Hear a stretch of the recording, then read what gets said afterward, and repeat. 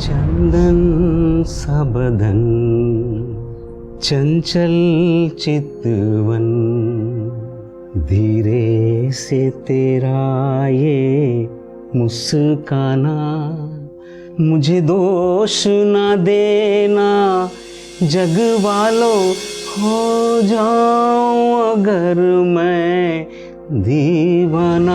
ये क्या तरीका होता है किसी की मदद करने का? अगर यही तरीका होता तो मैं भी जाके किसी भिखारी से शादी कर लेती हूँ और आप मुझे बताइए फिर वो सही है, मैं भी क्योंकि इसकी मदद कर रही हूँ। रूबी, बहुत अच्छे से जानती हूँ तुम जैसी लड़कियों एक फूटी कौड़ी भी नहीं मिलेगी तुम्हें। बेहतर होगा जल्दी यहाँ से चली जाओ। अब तुम्हें हर वक्त उस पर नजर रखनी पड़ेगी। क्या मतलब?